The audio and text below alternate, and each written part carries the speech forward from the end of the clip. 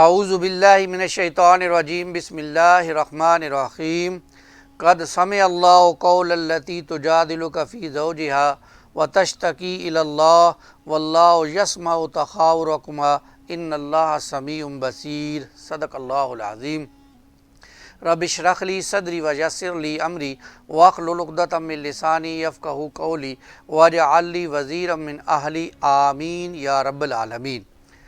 28ویں پارے سے ہم اپنے مطالعے کا آغاز کریں گے، اور 28واں پارہ اس اعتبار سے بہت اہم ہے کہ اس کے اندر تمام کی تمام صورتیں مدنی صورتیں ہیں اور انتہائی اہم صورتیں ہیں۔ وہ مضامین جو اللہ تعالیٰ نے قرآن مجید میں، مکی قرآن مجید میں بہت تفصیل کے ساتھ بیان کیا، ان صورتوں کے اندر مختصر اور جامع انداز میں اللہ تعالیٰ نے بیان کر دیا۔ سورہ مجادلہ سب سے پہلے، اس میں حزب اللہ اور حزب الشیطان کے کرداروں کی وضاحت ہے، اور بتایا گیا ہے کہ حزب اللہ وہ ہیں جو اللہ کے دین کی یا اللہ کی پارٹی ہے، اور حزب الشیطان وہ شیطان کے پیچھے چلتے ہیں۔ پہلی آیت میں یہ بتایا گیا کہ حزب اللہ کا وصف یہ ہے کہ اس میں شامل ہر فرد اختلاف رائے کا اظہار درست فورم پر کرتا ہے، یعنی وہ فورم جسے اختلافات حل کرنے کا اختیار ہوتا ہے۔ کسی دوسری سطح پر اختلافات کا بیان کرنا اجتماعیت میں انتشار پیدا کرتا ہے۔ ایک خاتون سیدنا خولہ بنت سلبہ کے شوہر سیدنا اوس بن ثابت نے ان سے زہار کر لیا۔ زہار کا مفہوم یہ ہے کہ قسم کھا کر کہا کہ تم میرے لیے ماں کی طرح محترم ہو۔ دور جاہلیت میں زہار سے کرنے سے ایک شخص کی بیوی اس پر ہمیشہ کے لیے حرام ہو جاتی تھی۔ سیدنا خولہ نبی پاک صلی اللہ علیہ وسلم سے درخواست کی کہ میرے شوہر بوڑھے ہیں اور بچے ابھی چھوٹے ہیں، پورا خاندان مصیبت میں مبتلا ہو جائے گا، آپ صلی اللہ علیہ وسلم اس مسئلے میں کوئی رعایت فرمائیں۔ تو آپ صلی اللہ علیہ وسلم نے فرمایا کہ ابھی شریعت میں اس مسئلے کے بارے میں ہدایت نہیں آئی، فی الحال اپنے شوہر سے علیحدگی اختیار کر لو۔ اس خاتون نے آپ صلی اللہ علیہ وسلم کے ادب و احترام کا پورا لحاظ کرتے ہوئے آپ صلی اللہ علیہ وسلم سے بحث کی۔ سیدہ عائشہ فرماتی ہیں کہ گفتگو کے دوران ان کی آواز اتنی دھیمی تھی کہ میں نہ سن سکی، لیکن اللہ تعالیٰ نے ان کی فریاد سن لی۔ بے شک اللہ تعالیٰ سب سننے والا، سب کچھ دیکھنے والا ہے۔ اس نے اسی وقت آپ صلی اللہ علیہ وسلم پر نئی وحی نازل فرمائی اور زہار کے حوالے سے شریعت کی ہدایات عطا فرما دیں، اور وہ کیا ہیں؟ اگر کوئی شخص اپنی بیوی کے ساتھ زہار کر لے، یعنی اس کو یہ کہہ دے کہ تم میری ماں کی طرح ہو، تو پھر اس کا کفارہ ہے ایک غلام یا کنیز کو خرید کر آزاد کیا جائے۔ جو غلام یا کنیز کو آزاد کرنے کی مالی استطاعت نہیں رکھتا، وہ 2 مہینے کے مسلسل روزے رکھے، اور نمبر 3 جو 2 مہینے مسلسل روزے رکھنے کی قوت بھی نہیں رکھتا، وہ 60 مساکین کو 2 وقت کا کھانا کھلا دے۔ پھر اس کے بعد ظاہری حزب الشیطان کا انجام بتایا گیا۔ ظاہری حزب الشیطان کافرین، مشرکین، جو کہ بالکل سامنے آ کر جو ہے وہ وار کرتے ہیں اور دشمن ہیں، ان کا معاملہ یہ ہے کہ ان کے لیے آخرت میں اللہ تعالیٰ نے بہت سخت جو ہے وہ عذاب مہین، ذلیل کرنے والا عذاب بنا کے رکھا ہے۔ اس کے بعد مخفی حزب الشیطان کی گھٹیا حرکتوں کا تذکرہ ہے۔ مخفی حزب الشیطان جو کہ لبادہ اوڑھ کر مسلمانوں کا یا منافقین بن کے مسلمانوں میں شامل ہو جاتے ہیں اور مسلمانوں کی اجتماعیت کو خراب کرنے کی کوشش کرتے ہیں۔ نجوہ اور خفیہ سرگوشی کے ذریعے سے ان کا مقصد یہ ہوتا ہے کہ جماعت کے اندر بے چینی اور انتشار پیدا کیا جائے، اور ان سرگوشیوں کے ذریعے وہ دوسروں کو گناہ، زیادتی اور قیادت کے احکامات کے خلاف ورزی کا مشورہ دیتے ہیں۔ اللہ تعالیٰ نے انہیں اس حرکت سے منع کیا ہے، لیکن وہ باز نہیں آتے، وہ اپنی حرکتوں سے باز نہیں آتے۔ پھر یہ کہ اللہ تعالیٰ نے یہ بتایا اس صورت کے اندر کہ حزب اللہ کا کردار کیا ہوتا ہے، اور حزب اللہ سورہ مجادلہ کی یہ آخری آیت ہے، اور بتایا گیا کہ حزب اللہ میں شامل سعادت مندوں کا طرز عمل یہ ہے کہ وہ ایسے لوگوں کے بارے میں کوئی نرم گوشہ نہیں رکھتے جو اللہ تعالیٰ کے رسول کے دشمن ہیں، خواہ ان کے باپ، بیٹے، بھائی یا کوئی اور رشتہ دار ہی کیوں نہ ہو۔ حق کے دشمنوں کے بارے میں یہ سختی اس حقیقت کا مظہر ہے کہ اللہ تعالیٰ نے ایمان کی حقانیت ان کے دلوں میں ثبت کر دی ہے۔ قرآن کے فیض سے اس ایمان کو اور تقویت دی ہے۔ ان کے لیے سدا قائم اور دائم رہنے والے جنت کے باغات ہیں۔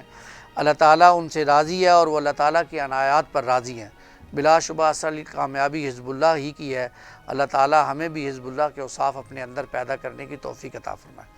اس کے بعد سورہ حشر ہے، اور سورہ حشر کے اندر باطل کی ذلت اور حق کی عظمت کا تذکرہ ہے، اور اس صورت کے اندر اللہ تعالیٰ نے یہود اور منافقین کی ذلت اور رسوائی کا بیان کیا ہے، اور ذات حق یعنی اللہ تعالیٰ اور اہل حق یعنی مومنین کی عظمت اللہ تعالیٰ نے جلالی جو ہے وہ اسلوب میں بیان کی ہے۔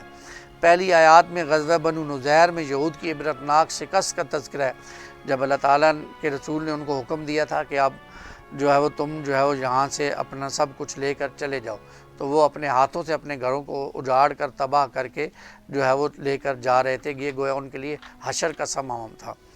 پھر یہ کہ اسی صورت کے اندر مال فے، یعنی اگر کسی معرکے میں مسلمانوں کو بغیر جنگ کے دشمن پر فتح حاصل ہو جائے تو دشمن سے حاصل ہونے والا مال غنیمت نہیں، مال فے ہے، اس کا کیا حکم ہے، اس کا جو ہے تقسیمہ کا کارکار اللہ تعالیٰ نے بیان کیا ہے۔ پھر یہ کہ انصار مدینہ کی تحسین بیان کی ہے، مومنوں سے محبت کرنے والوں کی اللہ تعالیٰ نے تحسین بیان کیا ہے، منافقین کی ذلت کا جو ہے وہ بیان ہے۔ اور پھر یہ کہ آیت نمبر 21 میں اللہ تعالیٰ کے قرآن مجید یعنی کلام ربانی کی عظمت اور تاثیر کا تذکرہ ہے۔ فرمایا اللہ تعالیٰ نے لو انزلنا هذا القرآن على جبل لرأيته خاشعا متصدعا من خشیۃ اللہ، اگر ہم نازل کرتے اس قرآن کو کسی پہاڑ پر تو یقیناً آپ دیکھتے کہ وہ دب جاتا، پھٹ جاتا اللہ تعالیٰ کے خوف سے۔ وَتِلْكَ الْأَمْثَالُ نَضْرِبُهَا لِلنَّاسِ، یہ مثالیں ہم بیان کرتے ہیں لوگوں کے لیے تاکہ وہ لعلہم یتفکرون، غور کریں۔ قرآن مجید کی شان کو اللہ نے بیان کیا ہے کہ قرآن مجید کو کسی پہاڑ پر نازل کیا جاتا تو وہ بار نہ اٹھا سکتا، جھک جاتا، دب جاتا۔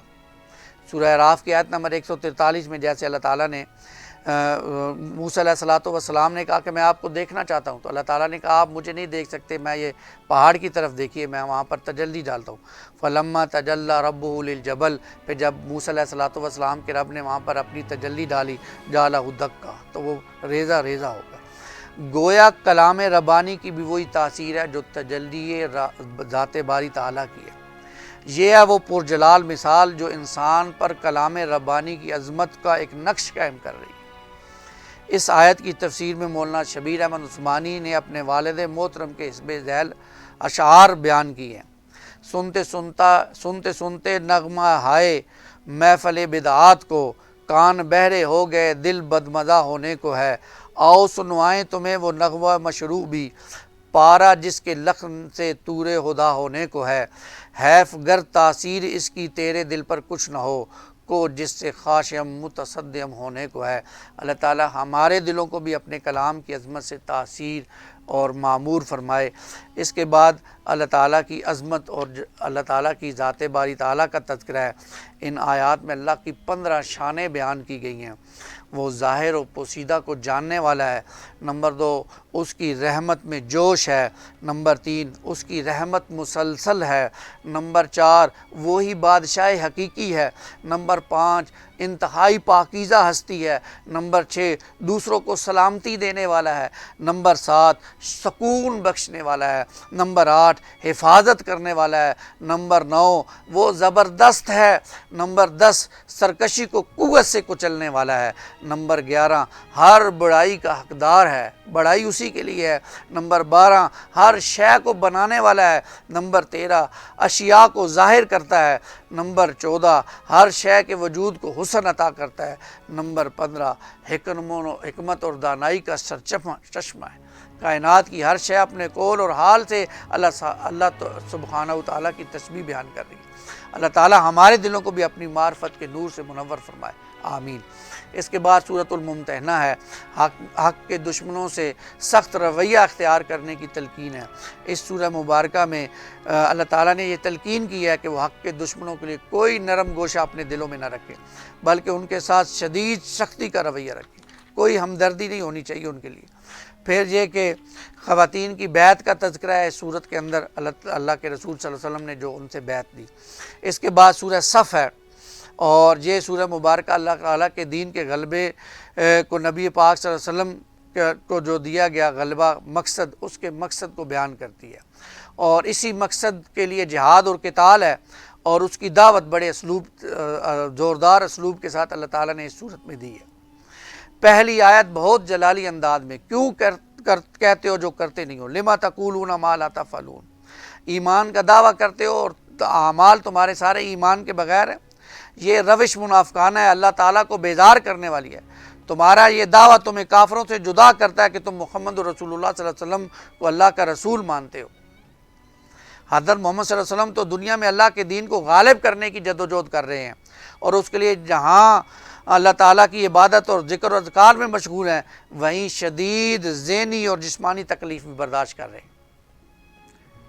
دوسری طرف تم ان کے ساتھی ہونے کا دعویٰ کرتے ہو، لیکن محض تسبیح اور تحمید پر ذکر کرتے ہو، یا وسعت اخلاق میں تکبیر مسلسل، یا خاک کی آغوش میں تسبیح و مناجات، وہ مذہب مردان خدا آگاہ و خدا مست، یہ مذہب ملا و جمادات و منابادات۔ مسلمانوں سے تو اللہ تعالیٰ کو یہ مطلوب ہے کہ وہ اس کے دین کے غلبے کے لیے سب کچھ لگا دیں، منظم ہو کر پوری جوانمردی کے ساتھ ڈٹ کر اللہ کی خاطر جان کے دینے کے جذبے کے ساتھ نکلیں اور باطل کے ساتھ ٹکرا جائیں۔ بقول اقبال، مقام بندگی دیگر مقام عاشقی دیگر۔ اللہ تعالیٰ نے تو تمہیں عاشقی کے مقام پر فائز کیا، تمہارے لیے تو غلبہ دین کے لیے جان دے دو بس۔ پھر اسی صورت میں غلبہ دین کی جدوجہد کے لیے تاریخ سے یعنی بنی اسرائیل کے واقعات سے عبرت کا تذکرہ کیا گیا، اور آیت نمبر 9 میں غلبہ دین حق نبی اکرم صلی اللہ علیہ وسلم کی مقصد بعثت کو بیان کر دیا گیا۔ اللہ نے اپنے رسول کو کیوں بھیجا؟ تمام جہان والوں کے لیے رحمت بنا کر بھیجا، اور آپ کی رحمت کا مظہر یہ ہے کہ آپ صلی اللہ علیہ وسلم ظالم بادشاہوں اور نام نہاد سنگ دل مذہبی رہنماؤں کے جبر و استحصال سے انسانوں کو آزاد کریں اور اللہ کی غلامی میں دے دیں۔ آج پھر دنیا ظالم بادشاہوں اور ان مذہبی رہنماؤں کے جبر و استحصال کے نیچے دبی ہوئی ہے۔ آج پھر ضرورت ہے کہ وہ محنت کی جائے جو محنت محمد رسول اللہ صلی اللہ علیہ وسلم نے کی تھی، اسی محنت کے ذریعے سے آج پھر اس جبر و استحصال سے نکلا جا سکتا ہے، اور وہ مقصد جو رسول اللہ صلی اللہ علیہ وسلم کا مقصد تھا، والذی ارسل رسولہ بالہدیٰ، وہی اللہ جس نے بھیجا اپنے رسول کو الہدیٰ کامل ہدایت کے ساتھ، ودین الحق اور سچا اور حق دین دے کر، لیظہرہ علی الدین کلہ، تاکہ وہ غالب کر دے اسے تمام دنیا کے دینوں پر، ولو کرہ المشرکون، چاہے کافروں کو مشرکوں کو برا لگے۔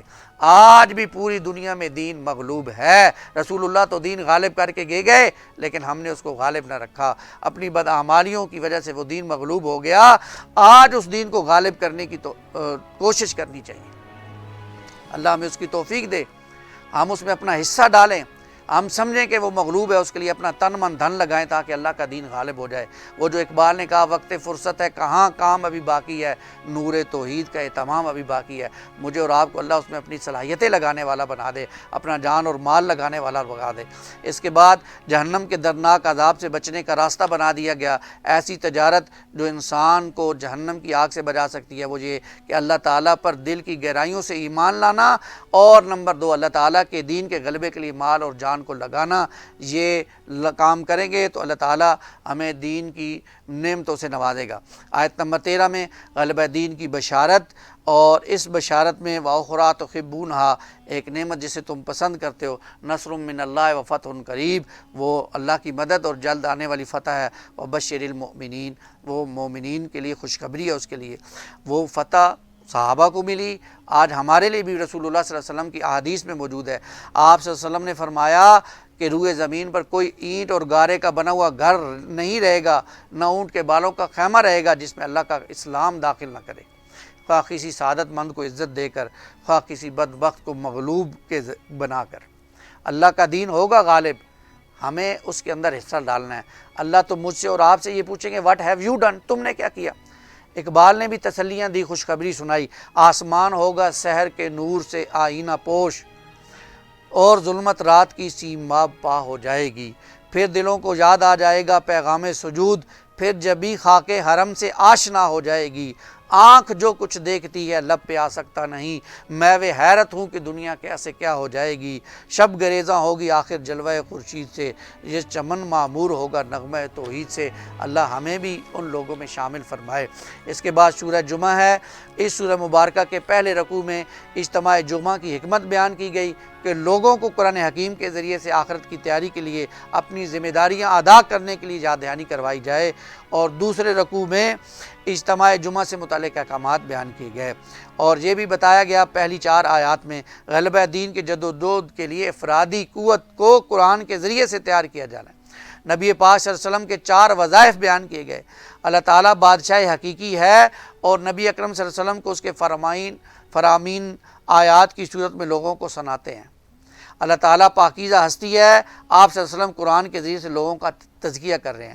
اللہ تعالیٰ زبردست ہے، آپ صلی اللہ علیہ وسلم اس کے احکامات لوگوں تک پہنچا رہے ہیں۔ اللہ تعالیٰ حکمت والا ہے اور آپ صلی اللہ علیہ وسلم لوگوں کو اللہ تعالیٰ کے عطا کردہ دین کی حکمت سکھاتے ہیں۔ اللہ تعالیٰ ہمیں بھی یہ چاروں وصف اپنے اندر پیدا کرنے کی توفیق عطا فرمائے۔ پھر اس صورت کے اندر آخر میں جمعہ کی پہلی اذان کے ساتھ کاروبار ختم کرنے کی ممانعت، جب تک نماز یعنی امام کے ساتھ 2 فرض ادا نہیں کر لیتے اس وقت تک کوئی بھی تجارت کام حرام ہے۔ ہاں امام کے ساتھ نماز پڑھنے کے بعد جو ہے وہ انسان جو ہے وہ اپنی عبادت کر سکتا ہے، اس کے بعد اپنا رزق تلاش کر سکتا ہے۔ اس کے بعد سورۃ المنافقون، اس صورت میں مرض نفاق کی حقیقت، اس کا سبب، اس کے حفاظتی مدارج، ہلاکت خیزی اور علاج کو اللہ تعالیٰ نے واضح کر دیا۔ نفاق دنیا کی محبت آڑے آ جائے تو انسان دین کا کام نہیں کر سکتا۔ ایک وقت میں ایک دل میں ایک محبت ہو سکتی ہے، یا اللہ کی محبت یا انسان کے اندر جو ہے وہ دنیا کی محبت، تو یہ نفاق دنیا کی محبت پیدا کر دیتا ہے جس کی بنیاد پر پھر انسان اللہ سے دور ہو جاتا ہے۔ اللہ ہمیں اس نفاق کی بیماری سے بھی بچائے اور ہمیں اپنے اعمال کو صحیح کرنے کی توفیق عطا فرمائے۔ آخر میں 2 صورتوں کا جوڑا ہے، سورہ طلاق، سورہ تحریم۔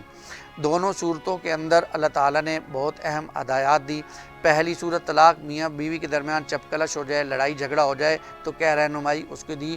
دوسری صورت جس کے اندر میاں بیوی کے اندر محبت حد سے بڑھ جائے تو رہنمائی اللہ تعالیٰ نے ہمیں دے دی۔ یہ دونوں صورتیں بھی انتہائی اہم، اللہ تعالیٰ ہمیں ان پر عمل کرنے کی توفیق عطا فرمائے۔ ہوتا یہ ہے کہ ہمارے ہاں ان چیزوں پر عمل نہیں ہوتا اور جو واقعات ہوتے ہیں ان کو غلط پلیس کیا جاتا ہے، اور ہمارے ہاں لڑائی جھگڑوں میں معاملات میں دین نظر نہیں آتا، جبکہ دین تو اللہ تعالیٰ نے دیے اس لیے کہ ہر شعبے میں وہ نظر آئے۔ خصوصی طور پر لڑائی جھگڑے، طلاق ہو گئی ہے، میاں بیوی کا جھگڑا ہو گیا ہے، ہدایات پوری دے دی۔ اچھے دیندار لوگ، میاں بیوی جھگڑا ہو جاتا ہے، دین کی تعلیمات سے دور ہوتے ہیں۔ میاں بیوی میں یا تو پھر ایسے لوگ بھی دیکھے کہ جو دین کو بھی پیچھے گرا دیتے ہیں، بیوی کو رب سے بھی اونچا مقام دے دیتے ہیں، ایسے لوگ بھی دنیا میں آپ کو نظر آئے۔ تو اللہ تعالیٰ نے محض اس لیے کہ بیوی کی ہر خواہش کو نہ پورا کیا جائے ہدایات دے دی۔ ان آیات کو پڑھیں، وقت تھوڑا ہوتا ہے، یہاں پر پورا تفصیل بیان نہیں ہو سکتی، یہ نہایت اہم پارہ ہے، اس کی تفسیر پڑھیں، سورہ طلاق، سورہ تحریم کی تفصیل پڑھیں۔ اللہ تعالیٰ مجھے اور آپ کو پیغام قرآن کے سمجھنے کی اور اس پر عمل کرنے کی توفیق عطا فرمائے، آمین یا رب العالمین۔ اقول قولی ھذا استغفر اللہ لی ولکم ولسائر المسلمین والمسلمات۔